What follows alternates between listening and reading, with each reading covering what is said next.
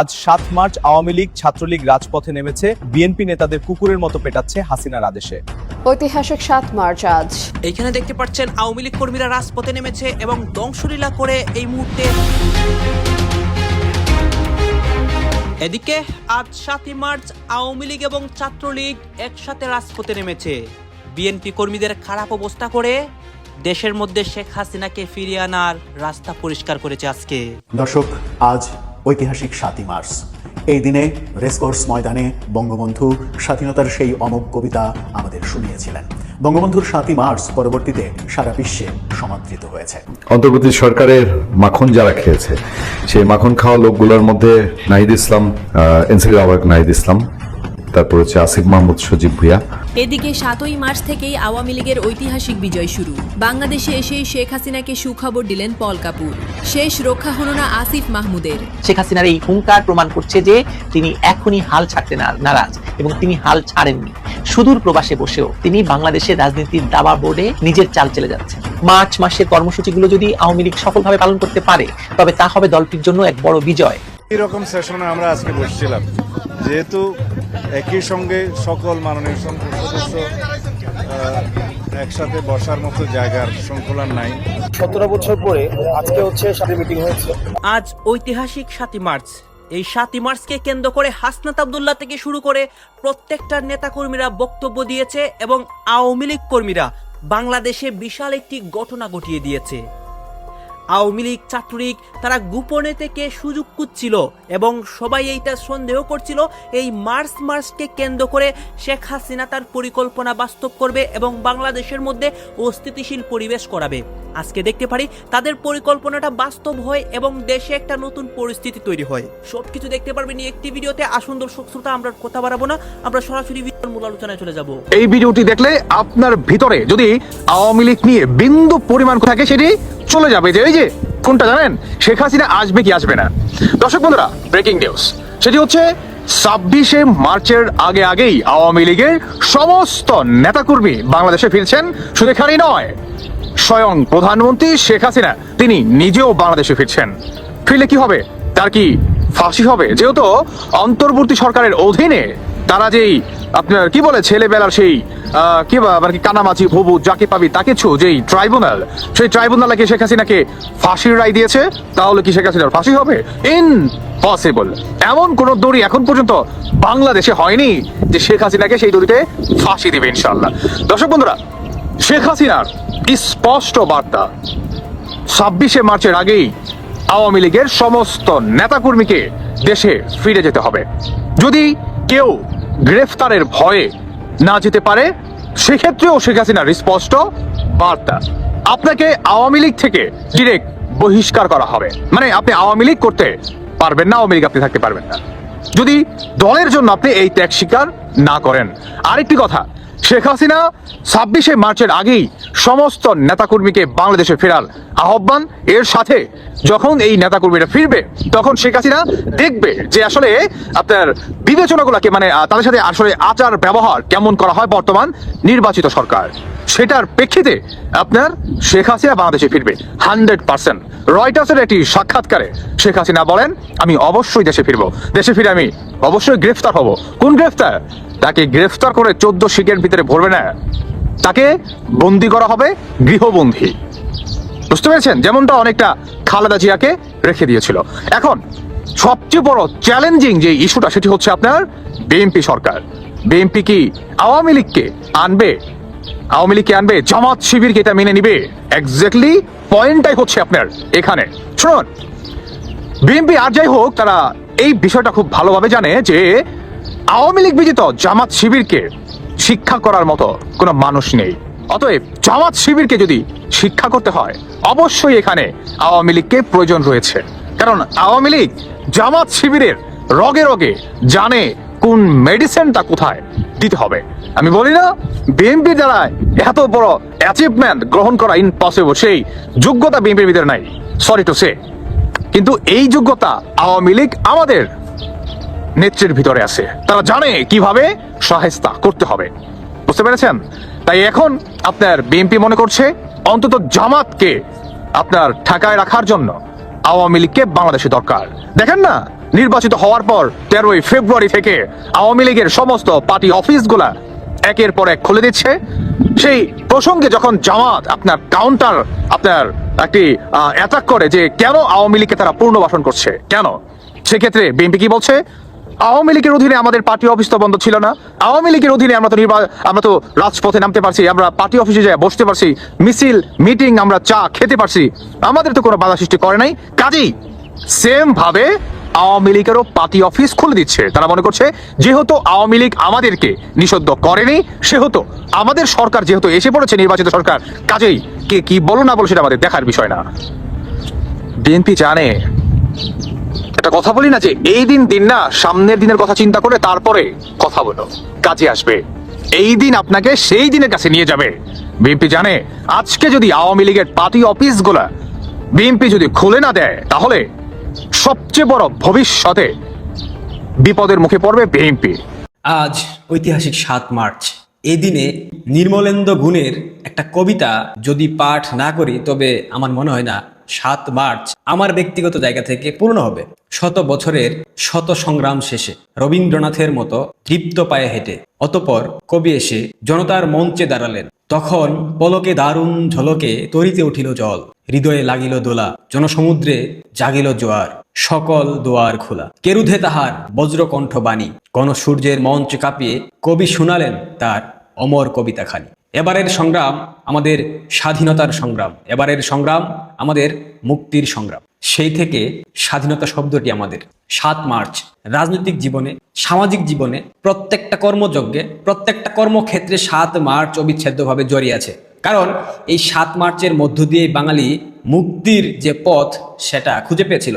7 March বাঙালির অবিসংবাদিত নেতা জাতির জনক বঙ্গবন্ধু শেখ মুজিবুর রহমান স্বাধীনতা ঘোষণা দিয়েছিলেন।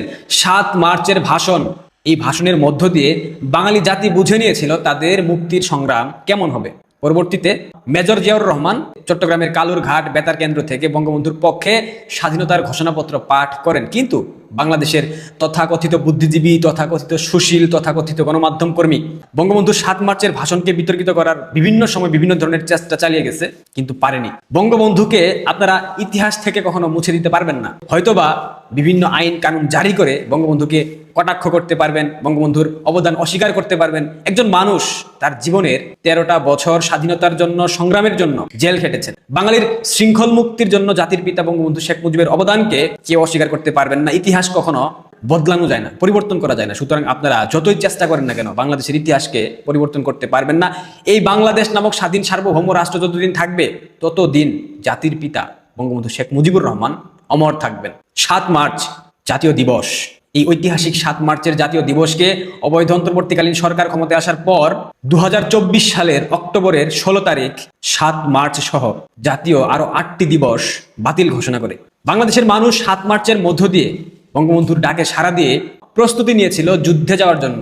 কিন্তু অবৈধ অন্তর্বর্তীকালীন সরকার, পাকিস্তান সমর্থিত সরকার ক্ষমতায় এসে 7 মার্চের সেই ভাষণকে বিলুপ্ত ঘোষণা করে। এটা দেখার পর কোনো বাঙালি, বাংলাদেশপন্থী মানুষ, মুক্তিযুদ্ধপন্থী মানুষ কেউ কখনোই স্বাভাবিকভাবে নেয়নি। সেদিনের অন্তর্বর্তী সরকারের মাখন যারা খেয়েছে, সেই মাখন খাওয়া লোকগুলোর মধ্যে নাহিদ ইসলাম, তারপর আপনার এনসিপির আহ্বায়ক নাহিদ ইসলাম, তারপর হচ্ছে আসিফ মাহমুদ, সজীব ভুঁইয়া আর মাহফুজ আলম, এই 3জন মাখনটা খুব বেশি খেয়ে ফেলেছে। মানে এত বেশি খেয়েছে বদহজমের পর্যায়ে। এখন নাহিদ ইসলাম আর মাহফুজ আলম কিছুটা পাশ কাটিয়ে বোধহয় বা কোনো না কোনোভাবে অতটা প্রতিযোগিতায় আসিফ মাহমুদ, সজীব ভুঁইয়া হতে পারে নাই।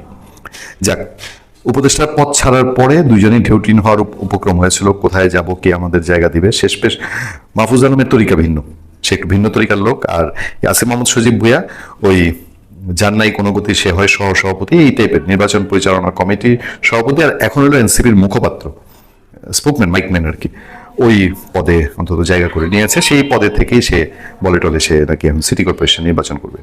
আপনারা কি জানেন কিনা আমি জানি না, এই যে কয়েকটা চেনা মুখ, নাহিদ, মাহফুজ, আসিফ, সাজিস, হাসনাত, হান্নান মাসুদ, নাসিরউদ্দিন পাটোয়ারি, তারপরে আক্তার হোসেন, এদের মধ্যে এই হাসনাত আবদুল্লাহটা, যেটা হাসনাত আবদুল্লাহ, ও অতটা মানে শিবিরের, ইসলামী ছাত্র শিবির, জামাত ইসলামীর অত বেশি ঘেঁষা অতীতে ছিল না। কিন্তু বাকিরা ম্যাক্সিমামই গুপ্ত ছিল। ওই সার্জিস ছাত্রলীগে ছিল, ছাত্রলীগের হেলমেট বাহিনীতেও ছিল বলে অনেকে কথা বলেন।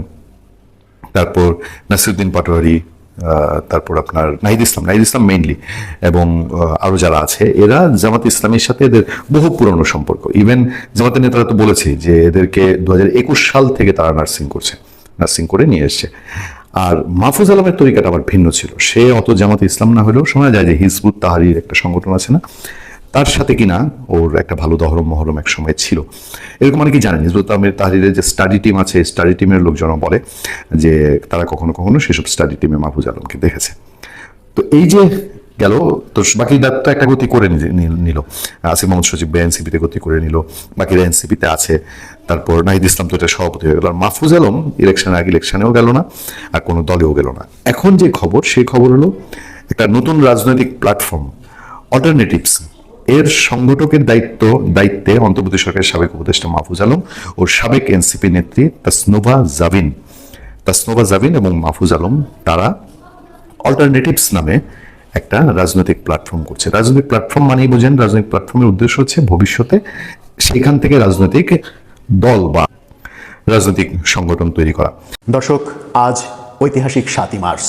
এই দিনে রেসকোর্স ময়দানে বঙ্গবন্ধু স্বাধীনতার সেই অমোঘ কবিতা আমাদের শুনিয়েছিলেন। বঙ্গবন্ধুর 7ই মার্চ পরবর্তীতে সারা বিশ্বে সমাদৃত হয়েছে। বঙ্গবন্ধুর 7ই মার্চ সারা বিশ্ব মর্যাদা দিলেও আমাদের দেশে এখনও আমরা এই ভাষণ এবং বঙ্গবন্ধু ব্যাপারে বহু মত লালন করি, পালন করি।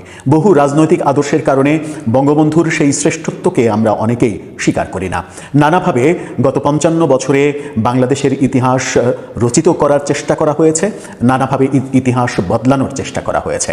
সেই বিতর্কে আমরা যেতে চাই না। আমরা শুধু এটুকু ভাবতে চাই কিংবা আমাদের ভাবনায় স্থান দিতে চাই, সেটা হচ্ছে 7ই মার্চ না আসলে আমাদের স্বাধীনতাটা আসতো কিনা, আমাদের বিজয়টা আসতো কিনা, সেই ব্যাপারে বহু গবেষককে বহু বছর বহু যুগ ধরে হয়তো গবেষণা করতে হবে। কারণ অনেকেই বলেন যে 7ই মার্চেই স্বাধীনতার বীজটা বপন করা হয়েছিল, শুধুমাত্র সরাসরি স্বাধীনতার ঘোষণাটা আসেনি। অনেকেই বলেন 7ই মার্চের ওই ভাষণ, এবারের সংগ্রাম মুক্তির সংগ্রাম, এবারের সংগ্রাম স্বাধীনতার সংগ্রাম, ওটাই ছিল স্বাধীনতার মূল ডাক। তখন থেকেই 7 কোটি বাঙালি প্রস্তুতি নিতে শুরু করে স্বাধীনতা যুদ্ধের। তারপর ইতিহাস 26শে মার্চ, 16ই ডিসেম্বর আমাদের বিজয়গাথা রচনা, এবং সেই রচনার পরে সেই রচিত বিজয়গাথাকে আমরা নানাভাবে কলঙ্কিত করার চেষ্টা করেছি। স্বাধীনতা বিরোধীদের উল্লম্ফন দেখেছি আমরা বহুকাল বহু যুগ ধরে। এরকম একটা অবস্থা হবে এটা অনেক আগে টের পেয়েছিলেন কবি নির্মলেন্দু গুণ। নির্মলেন্দু গুণ টের পেয়েছিলেন বলেই তিনি অসাধারণ একটি কবিতা লিখে গিয়েছিলেন, স্বাধীনতা এই শব্দটি কিভাবে আমাদের হলো। এই যে কবিতা, নির্মলেন্দু গুণের এই কবিতা, এই একটি কবিতাই বলে দেয় 7ই মার্চের ভাষণের মহত্ব।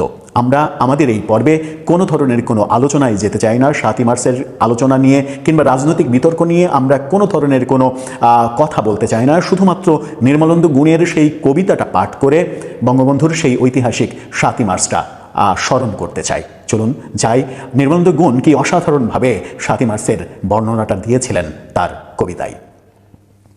একটি কবিতা লেখা হবে, তার জন্য অপেক্ষার উত্তেজনা নিয়ে লক্ষ লক্ষ উন্মত্ত অধীর ব্যাকুল বিদ্রোহী শ্রোতা বসে আছে ভোর থেকে জনসমুদ্রের উদ্যান সৈকতে। কখন আসবে কবি? এই শিশুবাগ সেদিন ছিল না, এই বৃক্ষে ফুলে শোভিত উদ্যান সেদিন ছিল না, এই তন্দ্রাচ্ছন্ন বিবর্ণ বিকেল সেদিন ছিল না। তাহলে কেমন ছিল সেদিনের সেই বিকেল বেলাটি? তাহলে কেমন ছিল শিশু পার্কে, বেঞ্চে, বৃক্ষে, ফুলের বাগানে ঢেকে দেয়া এই ঢাকার হৃদয় মাঠখানি? জানি সেদিনের সব স্মৃতি মুছে দিতে হয়েছে উদ্যত কালো হাত। তাই দেখি কবিহীন এই বিমুখ প্রান্তরে আজ কবির বিরুদ্ধে কবি, মাঠের বিরুদ্ধে মাঠ, বিকেলের বিরুদ্ধে বিকেল, উদ্যানের বিরুদ্ধে উদ্যান, মার্চের বিরুদ্ধে মার্চ। হে অনাগত শিশু, হে আগামী দিনের কবি, শিশু পার্কের রঙিন দোলনায় দোল খেতে খেতে তুমি একদিন সব জানতে পারবে। আমি তোমাদের কথা ভেবে লিখে রেখে যাচ্ছি সেই শ্রেষ্ঠ বিকেলের গল্প। সেই উদ্যানের রূপ ছিল ভিন্নতর, না পার্ক না ফুলের বাগান, এসবের কিছুই ছিল না। শুধু একখণ্ড অখণ্ড আকাশ যেরকম, সেরকম দিগন্ত প্লাবিত ধুধু মাঠ ছিল দুর্বাদলে ঢাকা, সবুজে সবুজময়। আমাদের স্বাধীনতা প্রিয় প্রাণের সবুজ এসে মিশেছিল এই ধুধু মাঠের। দর্শক, আপনারা তো দেখলেন এখানে কি কথা হচ্ছে, অনেকেই কিন্তু কথা বলতেছে, অনেকে আলোচনা করতেছে, অনেকে সমালোচনা করতেছে দেশের বিভিন্ন অবস্থা এবং পরিস্থিতি নিয়ে।